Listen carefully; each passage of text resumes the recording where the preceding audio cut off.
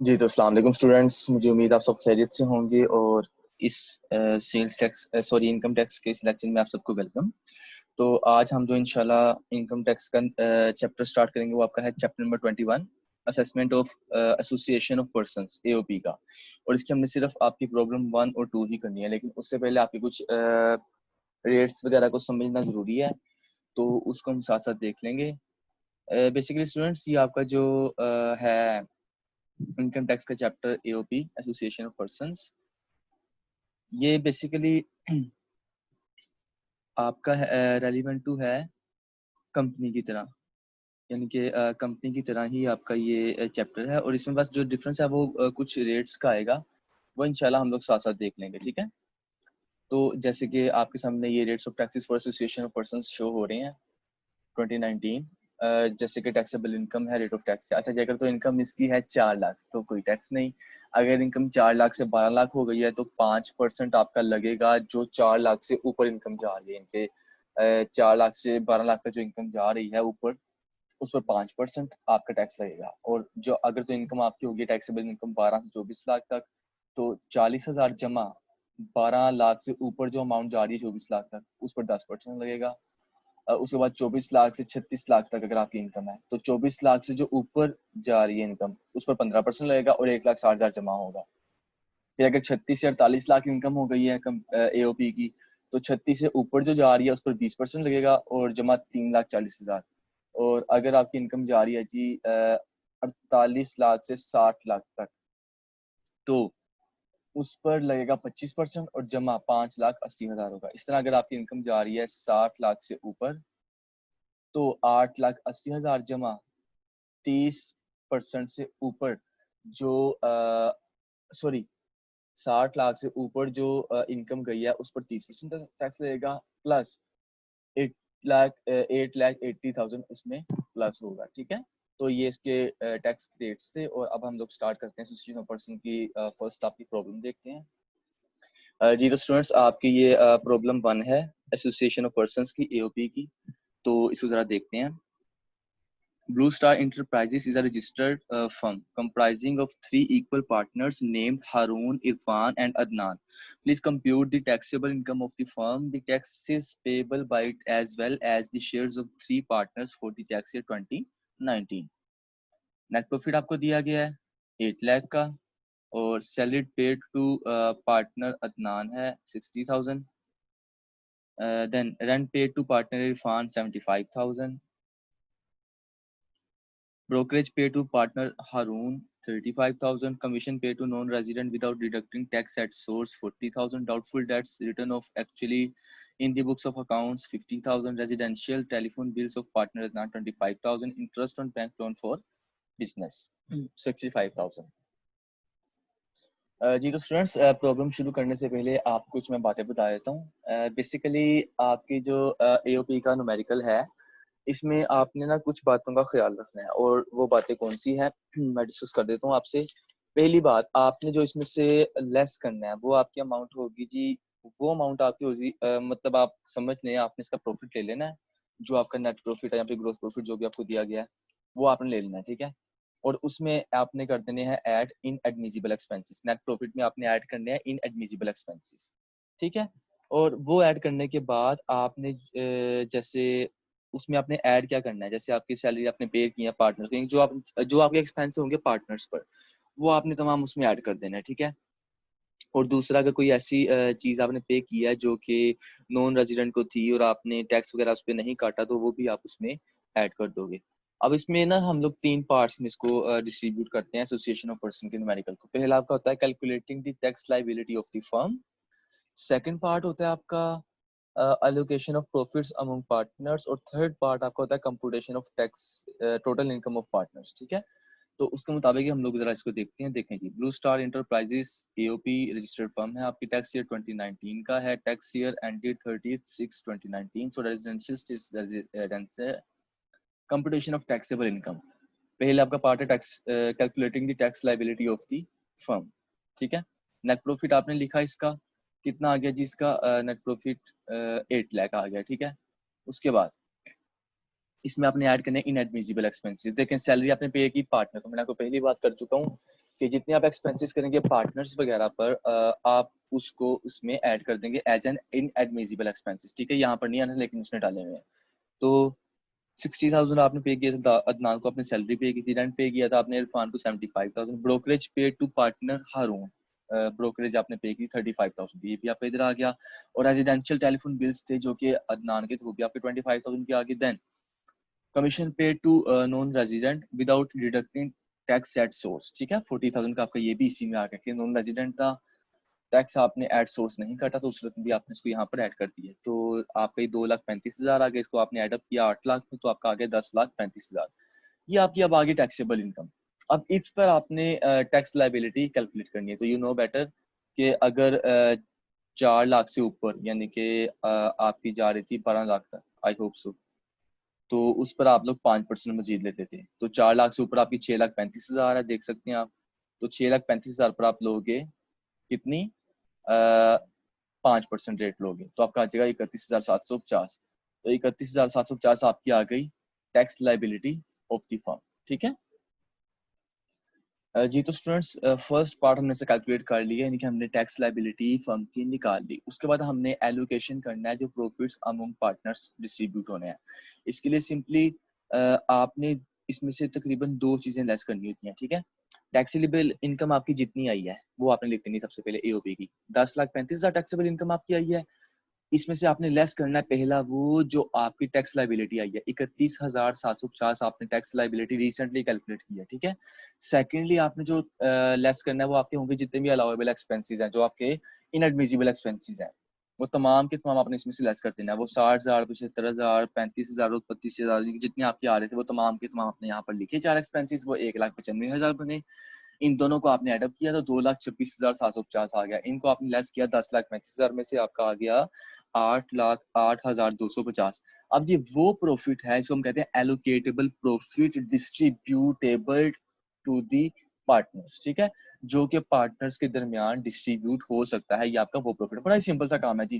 पहले आपने tax liability calculate की, फिर आपने एलोकेटेबल प्रॉफिट कैलकुलेट किया, और थर्ड पर आपने कैलकुलेट करना है computation of total income of partners.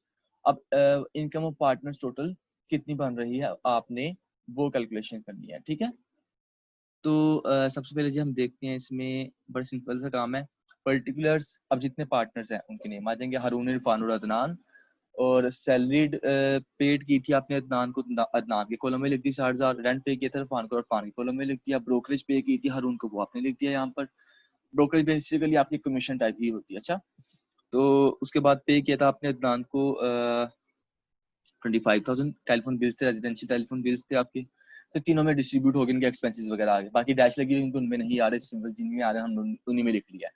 उसके बाद 8,08,000, तो तकरीबन 2,250 था ना, तो 8,08,000 250 को आप डिस्ट्रीब्यूट कर दो, डिवाइड करो 3 पर, तो आपका अमाउंट आती है 2,69,416। तो ये मैंने डिस्ट्रीब्यूट कर दिया तीनों पार्टनर्स में। दो, एक का मैंने 416 डाला, बाकी को मैंने 417 डाला है। तो शेयर्स ऑफ डिविजिबल पार्टनर्स आ गए, ठीक है, इन तीनों के शेयर्स आ गए। अब तीनों को हमने अमाउंट को कैलकुलेट किया, यानी कि 60,000 जमा 25,000 जमा 2,69,417। तो ये अदनान की आगे 3,54,417, इरफान की आगे 3,44,416, और हारून की आगे 3,04,417, ठीक है। ये इनकी जी इनकम भी कैलकुलेट होगी। उसके बाद कुछ नोट्स हैं वो हम जरा डिस्कस कर लेते हैं। First prize is shares of profit from AOP shall not be considered for rate purpose as the partners do not have any income taxable under normal slab tax rates. Then payment of commission to non-resident without deducting that source is inadmissible. जो हमने वो की थी ना, non resident को अगर उसने payment किया तो वो आपकी डिडक्टिंग दैट इट एडमिसिबल है। अच्छा, थर्ड पर आपका है any payment made to partners on account of salary, rent and utility bills are inadmissible, जैसे कि हमने उसमें ऐड किया इनएडमिसिबल है ना। फोर्थ पर anything paid to the staff on accounts of salary and perquisites is allowed as deduction, आप उसकी डिडक्शन कर सकते हो अगर आपने उसको स्टाफ को वगैरह को पे किया हुआ है। और नोट ये जरा उर्दू में थोड़ा सा लिखा हुआ है, इसको भी देख लेते हैं। जो भी रकम पार्टनर्स को हम अदा करेंगे उसको लेस करने की इजाजत नहीं, बल्कि वो इनएडमिसिबल है, एज ऑन एक्सपेंस कंसीडर होंगे, ठीक है। और थर्ड स्टेप यानी टोटल इनकम, जो हम कंप्यूटेशन टोटल इनकम करते हैं उसमें जो पार्टनर्स हैं हर पार्टनर के जो अगेंस्ट खर्चा होगा वहां पर हम उसको ऐड करेंगे। खैर ये आपको समझ आ जाएगा, जिस जगह आप न्यूमेरिकल करेंगे ज़्यादा आपको इजीली समझ आ जाएगा इसका, ठीक है। तो ये थी जी आपकी प्रॉब्लम 1 जो कि हम डिस्कस कर ली, हमने इसको सोल्व भी कर लिया। तो अब हम लोग बढ़ते हैं प्रॉब्लम नंबर 2 की जानिब। जी तो स्टूडेंट्स ये प्रॉब्लम सेकंड है आपकी ईओपी की। For the year ended 30th June 2019, Mughal Brothers are registered firm having two partners sharing profits and losses equally declared the following for computation of the taxable income of the firm, the share allocation of each partner and tax payable of the partner who had other income as well। ठीक है, gross profit आपको दिया गया 15 lakh, net profit नहीं है मतलब।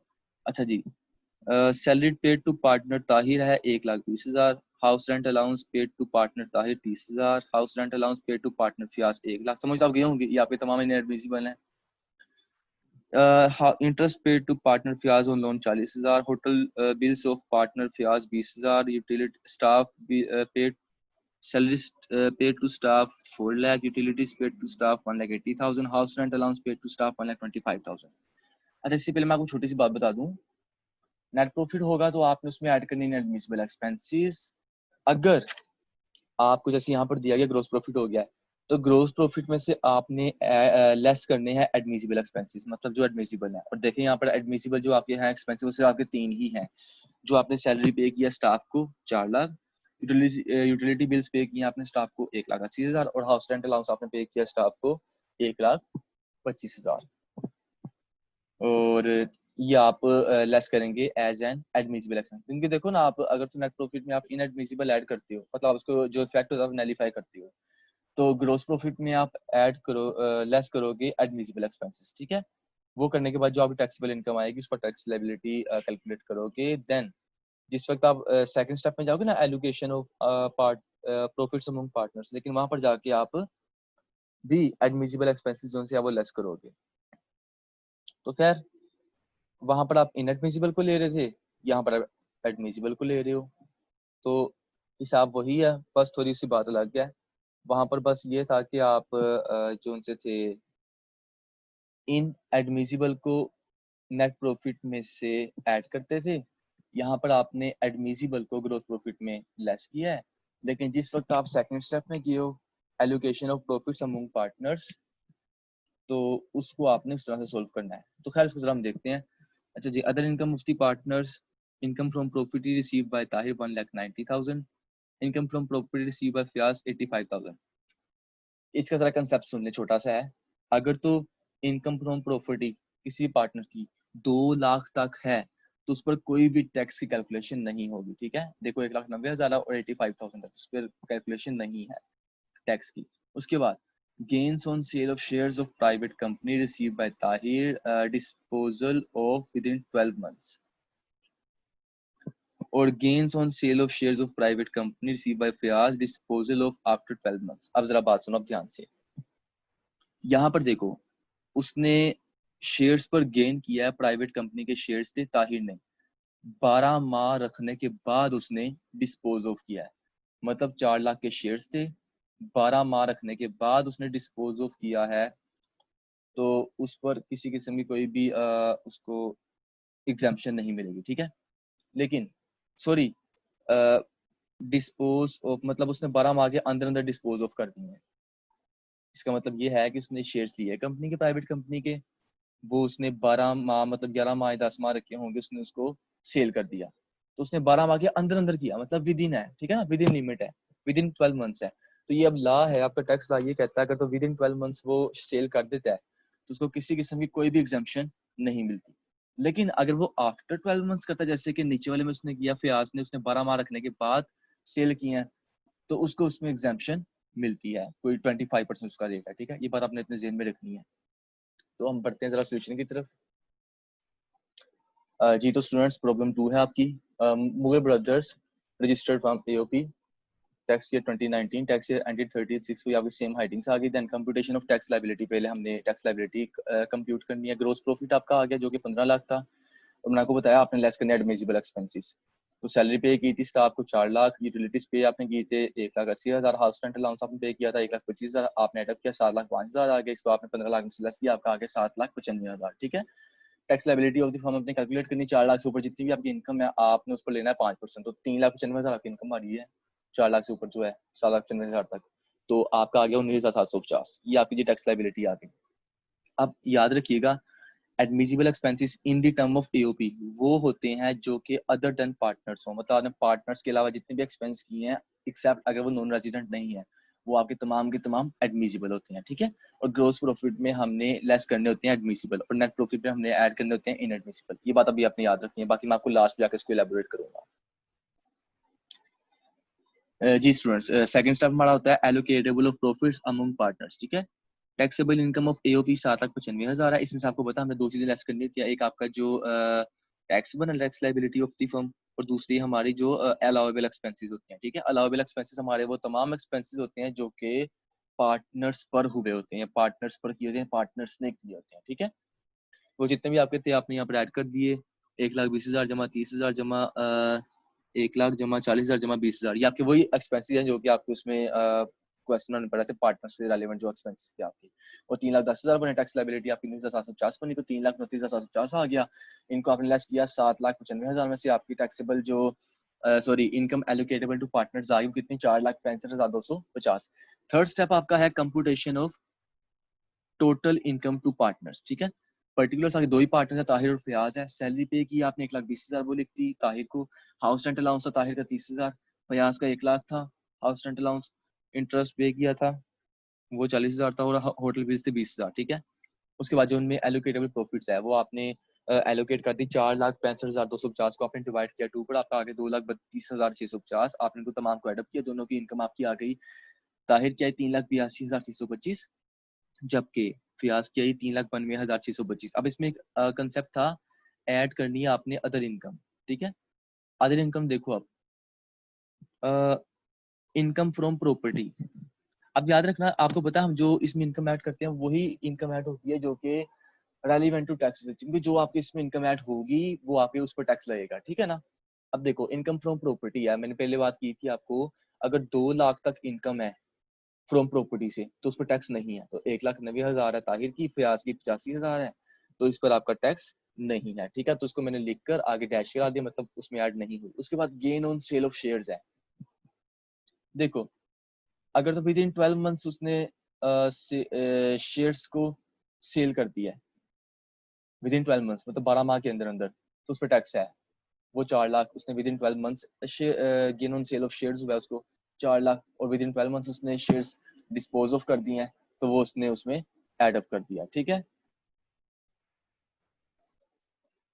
जी तो शुरू से मैं आपको पहले बता चुका हूँ कि आपने याद रखना है, अगर gain on sale of shares जो है वो अगर आपको हो रहा है तो हमने किस सूरत में उस पर एग्जाम टैग की सूरत में एग्जाम नहीं है। अगर तो आपने विद इन 12 मंथ्स को शेयर्स को सेल कर दिया है तो वो एग्जाम्पशन नहीं मिलेगी। अगर आपने आफ्टर 12 मंथ्स शेयर्स को सेल किया और उससे आपको जो गेन हुआ है उस पर आपको 25% एग्जाम्पशन मिलती है। तो जो gain on sale of shares है ना इसके फ्याज के जो शेयर्स पर गेन हो रहा है उसने क्योंकि 12 माह के बाद शेयर्स को सेल किया है तो वो 2 लाख का है। 2 लाख पे 25% एग्जाम्प्ट है, वो आपने एग्जाम्प्ट ले लिया। 50,000 आया उसको आपने उसमें सिलेक्ट कर दिया, तो 1,50,000 आया जिस पर टैक्स लगेगा उसकी टैक्सेबल इनकम में ऐड होगा। तो अब जो ताहिर की इनकम बन रही है वो बन रही है जी 7,82,625, और जो फयाज की बन रही है वो बन रही है 5,42,625। Total income for the purpose of tax आ गई, ठीक है। अब आपने करना है computation of gross tax. Gross tax आपने करना है, अगर तो हमने पढ़ा जी एओपी में अगर तो 4 लाख से 8 लाख तक इसकी इनकम है पार्टनर्स की, हम सिंपल की बात कर रहे हैं कि अब पार्टनर तो सिंपल आ गया ना, तो 4 लाख से 8 लाख तक उस पर जी 1,000 तक टैक्स है। अब टैक्स ऑन टैक्सेबल इनकम की बात करें तो for the tax purpose divided by taxable income for rate purpose multiplied by actual taxable income, ये आपका फॉर्मूला है। और gross tax on mister Tahir, अगर मिस्टर ताहिर की इनकम की बात करें तो ग्रोस टैक्स 1,000 निकला है, 1,000 को डिवाइड किया मिस्टर ताहिर की जितनी इनकम है वो 7,82,625, इसको हमने मल्टीप्लाई कर दिया जितनी उसकी थी जिसके gain on sale of shares था वो 4 लाख था। इस तरह हमने सेल ऑफ शेयर्स का किया, सूरत में टैक्स कैलकुलेट करना था, ठीक है। तो ये 511 रुपये आ गए, जो कि gain of sale of shares आ गए, आपका टैक्स आ गया 511 रुपये आ गया। और जो मिस्टर फयाज हैं जी उनका भी सेम 1,000 है ग्रोस टैक्स, 5,42,625 उनकी ग्रोस इनकम है, और 1,50,000 उनकी जी gain on sale of shares था, 276 रुपये इसका टैक्स आ गया। तो ये था जी 511 उनका, 276 उनका, और 1,000 ग्रोस टैक्स, ठीक है। उसका कुछ नोट्स हैं वो देख लेते हैं। कुछ नोट्स हैं जी, देख लें। फर्स्ट आपका from tax 2017, income from properties taxable under separate tax structures and prescribed reductions are not allowed, no tax up to ₹2 lakh. ठीक है, इनकम फ्रॉम प्रॉपर्टीज है वो 2 लाख तक कोई टैक्स नहीं है, वो बात बताई है। सेकंड, फिर the taxable income is between ₹4 lakh to 8 lakh, then rebate जो कैलकुलेट करनी है आपने can be calculated as in this case the concept of MTS would not be applied. ठीक है, तो 1000 जो ग्रोस टैक्स हमने कैलकुलेट किया है। अच्छा, उसके बाद स्टूडेंट्स ये कुछ इंपॉर्टेंट कंसेप्ट है। फर्स्ट, अगर 12 माह के अंदर सेल किए शेयर्स तो कोई एग्जाम्पशन नहीं, लेकिन अगर 12 माह के बाद सेल्स किए तो 25% एग्जाम मिलती है, जो gain on sale of share होता है। ठीक है, in the case of gain on sale of shares, पहली बात ये। दूसरी, नेट प्रॉफिट में हमेशा आपके इनएडमिसिबल एक्सपेंसेस जो है हम लोग ऐड करते हैं, और ग्रोस प्रॉफिट में से एडमिसिबल एक्सपेंसेस हमेशा हम लेस करते हैं। ठीक है, अब इनएडमिसिबल और एडमिसिबल कौन से होते हैं? एक्सपेंसेस तमाम जो पार्टनर्स के अलावा होंगे वो एडमिसिबल है, और जो पार्टनर्स के हैं वो इनएडमिसिबल है। इसे हमने बात किया एओपी में। तो जी आज के लेक्चर के लिए इतना ही। आपका काफी अल्हम्दुलिल्लाह हमने आज इनकम टैक्स कंप्लीट कर ली। सो आप कोशिश करके इनके तमाम न्यूमेरिकल्स को समझ लीजिएगा, कर लीजिएगा। कोई आपको मसला हो आप लोग मुझे कमेंट्स की सूरत में पूछ सकते हैं, अदरवाइज आप मुझसे इन पर्सनली कॉन्टैक्ट कर सकते हैं। ठीक है, तो तब तक के लिए अपना ख्याल रखिए students. Take care of yourself. Allah Hafiz.